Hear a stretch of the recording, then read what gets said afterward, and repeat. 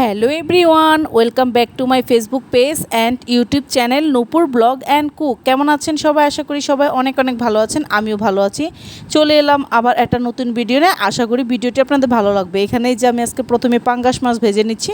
পাঙ্গাস মাছটা অনেকেই পছন্দ করে না, আমি একটু বেশি পছন্দ করি, তাই রান্না করে নিচ্ছি। এখন তেমন একটা পাঙ্গাস মাছ আনা হয় না, আগে বেশি বেশি খাওয়া হতো, এখন কম, অ্যালার্জির কারণে ডক্টর নিষেধ করেছে। তো এইতেও মাছটা ভেজে নেওয়া শেষ, এখন আমি জিরা ফোড়ন দিয়ে নিচ্ছি এর মধ্যে। আর মাছটা দেখতেই পেয়েছেন, ভাজার সময় কিন্তু আমি এরকম ঢাকনা দিয়ে ভেজেছি, কারণ পাঙ্গাস মাছ কিন্তু প্রচণ্ড পরিমাণ ফোটে। এটা টিপস দিয়ে দিলাম, যারা যেই মাছ প্রচণ্ড পরিমাণ ফোটে, তেল জাতীয় মাছগুলোতে বেশি ফোটে, তো এইভাবে আপনারা ঢাকনা দিয়ে যদি ভাজেন তাহলে সেক্ষেত্রে তেলটা একটু কম ছিটাবে, মানে ফুটবে না, চারপাশেও নষ্ট হবে না।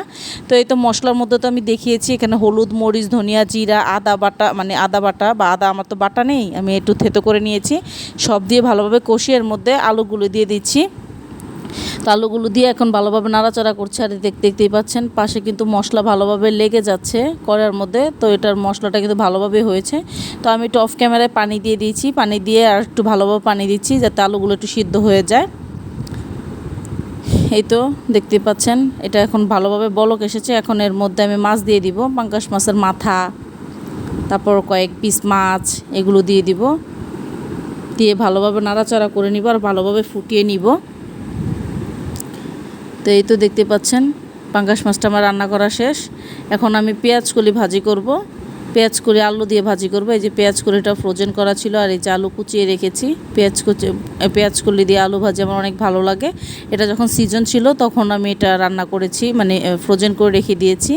তো এই তো মাছ রান্না করে আরেকটা পাত্রে মাছটা ট্রান্সফার করে এটার মধ্যে পেঁয়াজটা ভাজছি, কারণ এটাতে পেঁয়াজ ভাজি করলে অনেক বেশি মজা হয়, ভাজাভাজির কাজটা অনেক বেশি ভালো হয়।